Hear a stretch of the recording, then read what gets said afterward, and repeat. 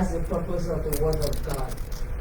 The Word of God challenges us, refines us, reminds us, teaches us, so that we'll be better children of God, so that we will be better representatives of Jesus Christ.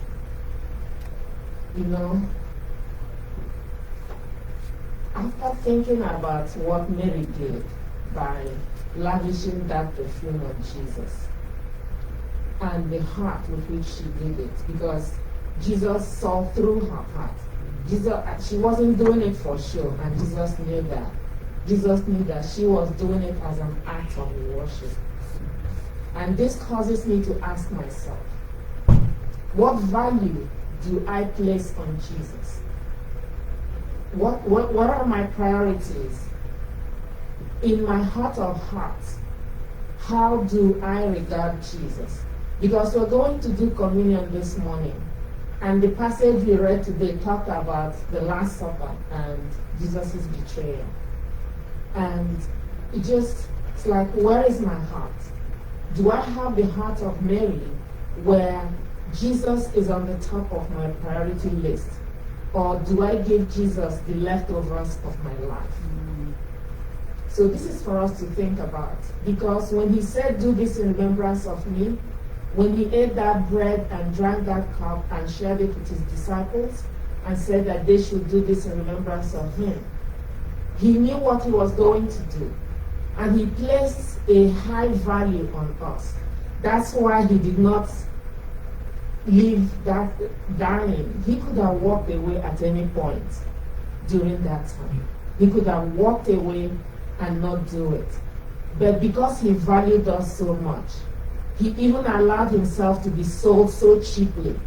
He knew how much they paid on his head. He knew Judas's heart. Even while they were eating the Last Supper, even when he told Judas, he wasn't even, he was just stating the obvious. He wasn't saying, oh, you did this to me, I'll retaliate. No. So my mind was just going through all of these, that Jesus placed a high premium on us. That's why he allowed himself to be sold for such a low premium. And he still does it today. Even the song we sang at the beginning of the service, that he was placed in a cold tomb. And it's like, Jesus, you left heaven and you came and suffered all these things just because of us. And my question to you and to me today, as we reflect on remembering Jesus as we do communion, is, if Jesus did all that, what is it in your life that you think he can't do? What is that thing that seems so impossible? What is it? What is that problem? What is that challenge? What is that obstacle that you think, if Jesus did this and he is God and he has all power, if he allowed himself to be just beaten and his body shredded and him being laid in the tomb and going through all that, if he allowed himself to do that and he's able to do all things and he loved us to that extent, why is it that we're still worried about stuff?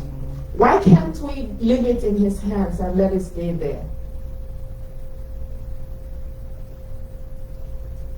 So, as we eat this cracker, those of us online, as you get your elements, we eat the cracker and drink the juice, the cracker that represents the broken body of Jesus, and drink the juice that represents his blood that was poured out. You know, the Bible says that by his stripes we were healed. Jesus could have walked onto the cross and allowed him to be crucified and get done with it.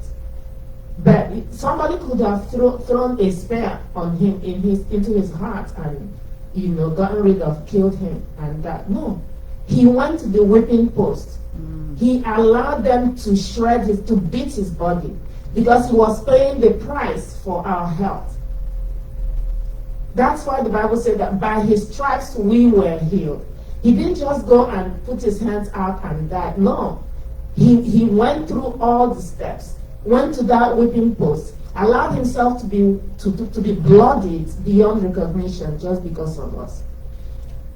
As I'm saying this, I'm saying it to myself. As we take communion today, as you pray in your heart, present your heart to God, confess whatever you need to confess to him, I would like us to think, what is that thing that I think is impossible? What is that thing that is weighing down on me today? That is weighing down on you today? Bring it to the foot of Jesus. If he did all this for us, whatever you are going through, whatever your obstacle or challenge is, pales in comparison